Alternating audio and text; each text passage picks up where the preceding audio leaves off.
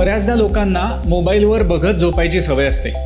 जेव्हा रात्री झोपतात तेव्हा मोबाईल हातात धरून ते त्याच्यावरती इंस्टाग्राम, फेसबुक किंवा काही वाचणं, एखादी मेल बघणं असे सगळे उद्योग चालू होतात। आपण जेव्हा झोपून मोबाईल बघतो तेव्हा एकतर मोबाईलचं वजन आपल्या हातात राहतं आणि आपण त्याच्या ग्लेअरमुळे डोळ्यांना त्रास येत राहतो। आपल्याला जेव्हा त्याची हाईट ॲडजस्ट करायची असते किंवा त्याच्यामधलं अंतर ॲडजस्ट करायचं असतं तेव्हा तो हळूहळू आपण डोळ्याच्या जवळ आणतो, अदरवाईज आपण तो लांब नेतो आणि आपण अंतर ॲडजस्ट करण्याचा प्रयत्न करतो। ह्या सगळ्यात तुमच्या खांद्यावरती खूप प्रेशर यायला लागतं, कारण तुम्ही अगेन्स्ट द ग्रॅव्हिटी हात उचलून धरून ठेवता। सो जेव्हा तुम्ही मनगटातनं हात वाकवून काही मिनटं किंवा 10 मिनटं, 15 मिनटं, अर्धा तास असा मोबाईल धरून ठेवता तेव्हा तुमची ही सगळी बोटं, ज्याला आपण स्केलेटल मसल्स म्हणतो, हे या बोटांना सप्लाय करतात। सो या स्केलेटल मसल्सवरती खूप प्रेशर येऊन ती स्टिफ व्हायला लागतात। बऱ्याच लोकांना असं जाणवतं की हाताची मूठ बंद करताना खूप जास्त स्टिफनेस येतोय, किंवा मूठ पूर्ण बंद होत नाहीये, किंवा बंद झाल्यानंतर मूठ उघडायला त्रास होतोय,